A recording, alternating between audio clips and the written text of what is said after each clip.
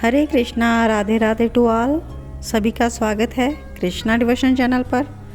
हम हरि के मार्गदर्शन के द्वारा भक्ति के मार्ग पर अग्रसर हो रहे हैं और कृष्णा डिवोशन चैनल पर भक्ति का प्रचार प्रसार कर रहे हैं और आप सभी भी इसी को प्रचार प्रसार करने में मेरी सहायता करें और चैनल को ज़्यादा से ज़्यादा सब्सक्राइब करें और अपने नियर एंड डियर वंस में इसको शेयर भी कीजिएगा। तो आइए स्टार्ट करते हैं आज का वीडियो।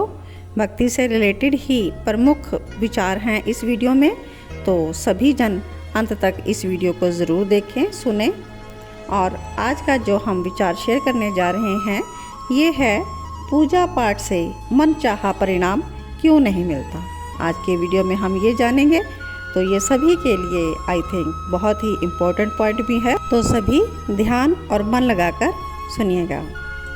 ईश्वर की प्राप्ति के लिए साधक में नदी की तरह का दीवानापन होना चाहिए। जब तक यह दीवानापन नहीं होगा ना, तो कोई मंत्र भी क्या करेगा। और जब साधक में ऐसी मस्ती या दीवानापन होगा तो क्या मंत्र और क्या कोई पाठ। जिधर भी पाँव ले जाएंगे वहीं प्रियतम प्यारा खड़ा मिलेगा। कबीर जी भी कहते हैं, माला फेरत जुग ब्याह फिरा न मन का फेर, कर का मन का डार दे मन का मन का फेर। तो सभी साधकों की ऐसी बात रहती है कि मैं तो इतने सालों से पूजा सेवा मंत्र जप व्रत आदि कर रहा हूँ, परंतु मेरी साधना पूजा पाठ सफल ही नहीं होती, ऐसा पता नहीं क्यों है। तो आज इसी बात पर हम पर्दा उठाएंगे। सबसे पहले जानते हैं कि साधना या उपासना किसे कहते हैं। आम भाषा में किसी भी वस्तु की प्राप्ति के लिए जो भी क्रिया की जाती है, जो भी प्रयत्न या कर्म किया जाता है, उसे साधना कहते हैं। आध्यात्मिक अर्थ में भगवान के मार्ग में चलने के लिए जो भी अनुष्ठान किया जाता है या जो भी व्रत किया जाता है, मंत्र जाप कर किया जाता है, ध्यान किया जाता है, उसे साधना या पूजा पाठ कहते हैं। लेकिन सफलता क्यों नहीं मिलती, तो आइए इसे और क्लियर करते हैं। पूजा पाठ में मनचाहा परिणाम या सफलता इसलिए नहीं मिलती क्योंकि आजकल साधना के नाम पर लोग सिर्फ दिखावा करते हैं, मांगों की लिस्ट भगवान के सामने रख देते हैं। लेकिन ये बात नहीं होनी चाहिए। साधना या पूजा पाठ की सफलता के लिए कुछ खास बातों का ध्यान रखना चाहिए। अब कौन सी हैं वो बातें, तो आइए उन्हें भी जानते हैं। सबसे पहले होना चाहिए दीवानापन। आराध्या को पाने के लिए दीवानापन हो जाना चाहिए। नदी का लक्ष्य है समुद्र और मानव जीवन का लक्ष्य है भगवान। पहाड़ से जब झरना गिरता है तो नदी बनकर बहता है, फिर वह किसी से नहीं पूछता कि समुद्र किधर है। जोश से मतवाली होकर वह नदी कूदती फांदती छलांग भरती वन पर्वत को लांघती हुई चल पड़ती है। क्यों? इसलिए कि वह अंत में अपने समुद्र की गोद में जा मिले, वहीं पर वो लीन हो जाए, वहीं पर वो मिट जाए। रास्ते में जो भी पत्थर मार्ग रोके खड़े थे, उसे भी वो प्यार से गले लगाकर अपनी मस्ती में हजारों मील दूर जाकर अपने प्रियतम समुद्र से जा मिलती है। तो इसी से हमें शिक्षा लेनी चाहिए कि मनुष्य की आत्मा भी भाग्य के उतार चढ़ाव, सुख दुख और जीवन के ऐसे ही खट्टे मीठे अनेक अनुभवों को पार करती हुई सत्य चित आनंद रूप उस परमात्मा में अपने को लीन कर देने के लिए व्याकुल है, बेचैन है। ईश्वर की प्राप्ति के लिए साधक में नदी की तरह का दीवानापन होना चाहिए। जब तक यह दीवानापन नहीं होगा ना, तो कोई मंत्र भी क्या करेगा। साधक में ऐसी मस्ती या दीवानापन होगा तो क्या मंत्र और क्या कोई पाठ।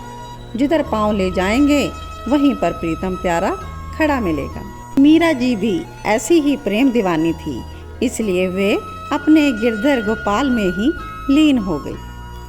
और इसके आगे दूसरा है विश्वास, भगवान पर अटूट विश्वास। पूजा पाठ की सफलता के लिए मनुष्य में भगवान पर अटूट विश्वास होना चाहिए।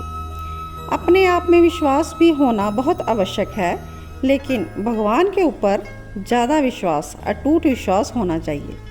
इसे हम एक पुरानी कथा के द्वारा समझते हैं।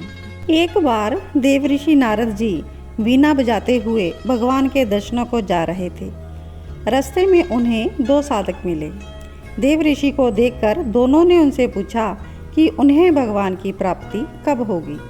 तो देवऋषि ने भगवान के पास जब जाकर इस बात की चर्चा की तो भगवान ने कहा कि एक साधक को तो 10 वर्ष में दर्शन होंगे और दूसरे को उतने ही वर्ष लगेंगे जितने कि इस इमली के पेड़ में पत्ते हैं जिसके नीचे बैठा वो साधना कर रहा है।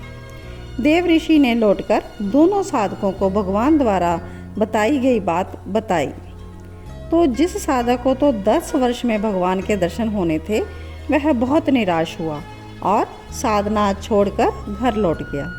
लेकिन जो दूसरा साधक था, जब देवऋषि ने डरते हुए उसको बात बताई कि भाई अभी तो बहुत देर है, इस इमली के पेड़ में जितने पत्ते हैं ना उतने वर्ष में तुम्हें श्री हरि के दर्शन होंगे। यह सुनकर उस साधक के आनंद का पारावार नहीं रहा। वह आनंद से नाचने लगा, भगवान मिलेंगे मुझे, भगवान मिलेंगे। यही सोचकर वह भगवान की कृपा में इतना डूब गया कि अपने आप को भूल गया। उसकी साधना और तेज हो गई और उसे शीघ्र ही भगवान भी मिल गए। तो जब तक साधक के मन में साधना के विषय में संदेह रहेगा तब तक वह अपनी समस्त शक्तियों का उपयोग साधना में नहीं कर पाएगा।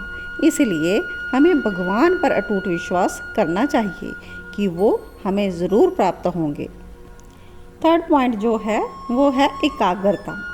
जब मनुष्य एकाग्रचित होकर अपनी साधना में लीन हो जाता है तो सिद्धि उसके पीछे पीछे आकर जीवन में घुल मिल जाती है।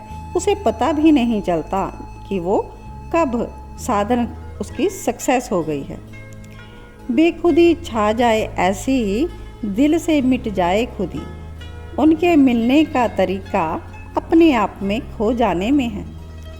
भक्त पुंडरीक जी के पीछे स्वयं भगवान आकर खड़े हो गए।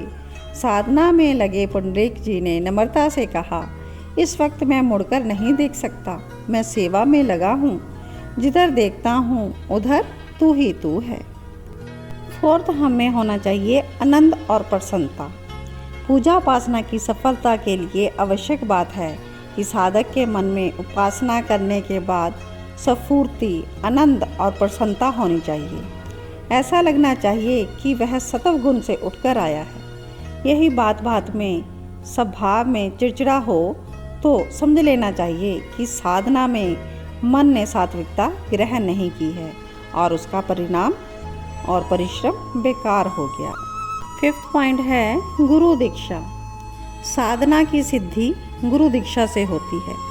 किसी भी देवता की साधना से पहले हमें सतगुरु से मंत्र प्राप्त करना होता है और साधना और करके हमें फिर अपने स्वरूप का ज्ञान प्राप्त कर लेना चाहिए। तो गुरु दीक्षा भी इम्पोर्टेंट है। इसके आगे है संयमित आहार, 6 नंबर पर आता है, जो कि भगवान श्री कृष्ण भी कहते हैं कि हे अर्जुन, ना तो बहुत भोजन करने वाले मुझे प्राप्त कर सकते हैं और ना ही सदैव उपवास करके रहने वाले। बहुत सोने वालों के बस में वो हो नहीं सकते और सदा जागते रहने वालों को भी वो अपनाने में असमर्थ हैं। इसलिए साधना की सिद्धि के लिए मनुष्य को अपने जीवन को नियमित बना लेना चाहिए। भोजन का त्याग किसी विशेष व्रत या बीमारी में ही करना चाहिए, साधना के लिए नहीं। और आहार जो है वो इतना और ऐसा ग्रहण करना चाहिए जो शरीर को पर्याप्त पोषण दे सके, क्योंकि कहा भी गया है, कहावत है, जैसा खाएं अन्न वैसा ही हो मन। तो मन की पवित्रता के लिए सात्विक आहार ही ग्रहण करना चाहिए। वस्त्र और घूमने फिरने आदि की तो पूरी तरह से छूट है, लेकिन उनके संग्रह भी करने में व्यस्त नहीं रहना है। सोने और जागने का भी संयम होना चाहिए। रात भर जागरण करने से भी साधना नहीं हो सकती। इसलिए 7th पॉइंट संयम, ये बहुत ज़रूरी है। मन और इंद्रियों पर नियंत्रण रखना ही संयम है।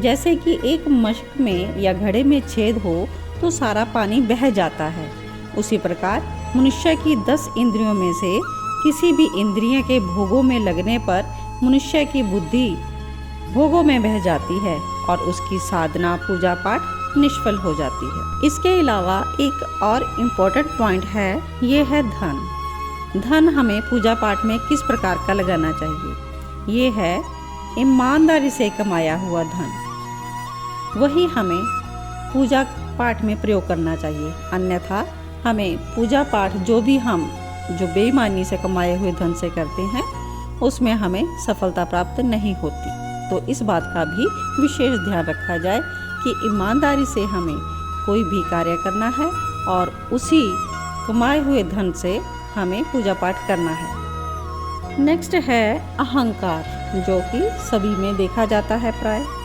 सब कुछ तो हो जाता है, लेकिन अहंकार से पीछा छुड़ाना बहुत मुश्किल हो जाता है। ईश्वर की ओर चलने के लिए साधक के लिए आवश्यक है कि अहंकार से पीछा छुड़ाना है। मैं मेरा तेरा मेरा इन सब का साधना में कोई भी स्थान नहीं होना चाहिए। इसीलिए कहा भी गया है, जब मैं था तब हरि नहीं, अब हरि है तो मैं नहीं। प्रेम गली अति सांकरी, तामे दो ना समाए। या तो मैं हो सकती है या फिर तू हो सकता है।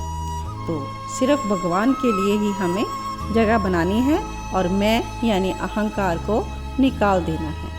लास्ट में जो मुख्य बात है, जो कि सभी साधकों के लिए विशेष है, वो है वचन बोलना। जैसी हम वाणी बोलते हैं उसको कहते हैं वचन।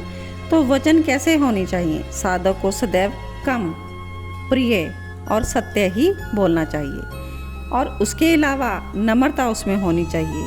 मन कर्म और वचन से वो पवित्रता होनी चाहिए। सत्य और अहिंसा उसमें होना चाहिए, ये ज़रूरी है। और साधक को चाहिए कि सद्ग्रंथों का पठन करे, एकांत में सेवन करे, साधना को गुप्त रखे और ईश्वर के प्रति पूर्ण समर्पण भी उसका होना चाहिए, जो कि सफलता के लिए अत्यंत आवश्यक है। और साधक को साधु संग और भक्त का संग करना चाहिए। जहाँ भी उसे साधु मिले या फिर कोई भक्त मिल जाए तो उसका संग कभी भी नहीं छोड़ना चाहिए। और अंत में अपने शब्दों को विश्राम देते हुए यही कहूँगी कबीर जी के शब्द, ऊंचे पानी ना टिके नीचे ही ठहराव, नीचा होए सो भर पीवे ऊंचा प्यासा जाए, सब ते लघुताई भली लघुता ते सब होए, जस द्वितीय को चंद्रमा शीस नवे सब कोय। विनम्रता और सरलता से ही भगवान मिलते।